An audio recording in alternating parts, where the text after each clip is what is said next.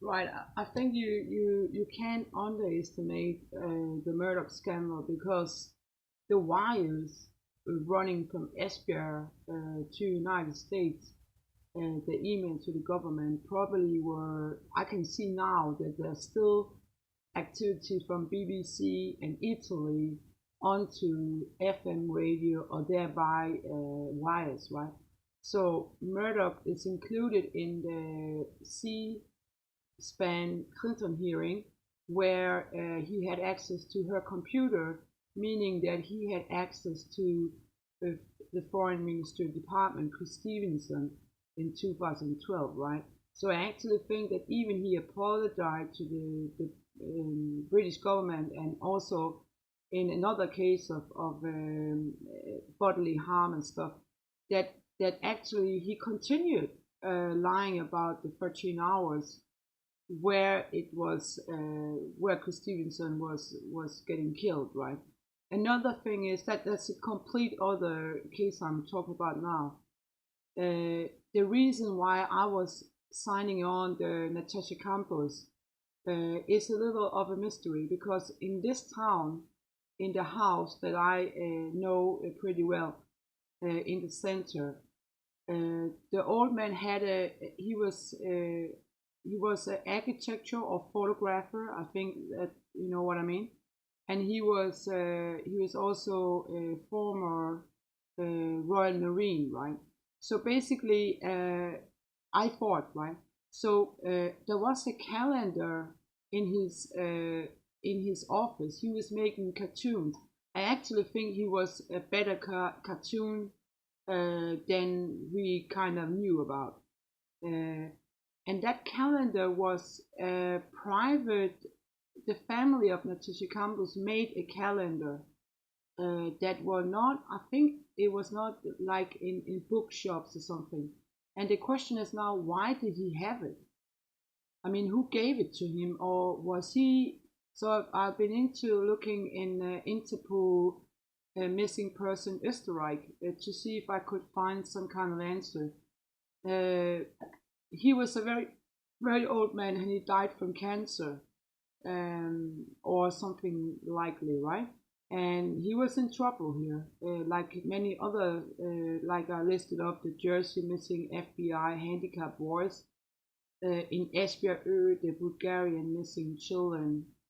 I was sending over pictures to the Bulgarian embassy. So when I signed on the Natasha Campos case, I actually asked him who it was on the calendar, and he said nothing. And I knew somehow it was important. So I actually, when I came over data from Natasha Campus, I did operational work and also asked the Österreich military to test if there were any of the military papers nearby that could be interesting. And we actually managed to find the man and to liberate her. And strangely enough, the Danish entertainment were covering the case by a book and a film, which was pretty strange when they didn't want to talk to me about it, and they didn't want to reward, officially the success in that. Actually, I can in detail say that Prickly were actually after her when she was found, and was actually harmed in that attempt to he hunted her in close to the station and actually was harmed. And my opinion about it is that he didn't want to stand trial for it. So what is the identity of the man that had the calendar, and why was he interested in a specific missing person case in Österreich? Was he involved in missing person cases, or were he missing himself, or both maybe? Um, he has been, if it's the same person that I knew, could have been related to some of the missing money from my work, and also in a sort of proximate housing, putting me out of question. He also said at the time that he was regretting some of the treatment I had. But again, I came out from Litauen KGB imprisonment. Could there have been like a trade there or something went wrong? And also, I was a victim of breaking a terrorist group, and they are present in the area. So whether he was a visitor, got caught up in all of this, or he was just interested in missing person cases, or did he have a sort of message about all the children's ID or something? I don't know.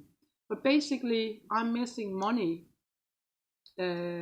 from assignment with the USA government, and that is probably linked on bankers, lawyers, entertainment using my money wrongly. So actually, I think that the Murdoch case is not just over because he must have known something about the wires going from Chris Stevenson to Clinton, and also the harm was done on me, Chris Stevenson and Alex, September 12th, right? In the misinformant, it came, the surface of that Clinton's computer email was actually in hands of media is scary because they apparently can't handle that responsibility.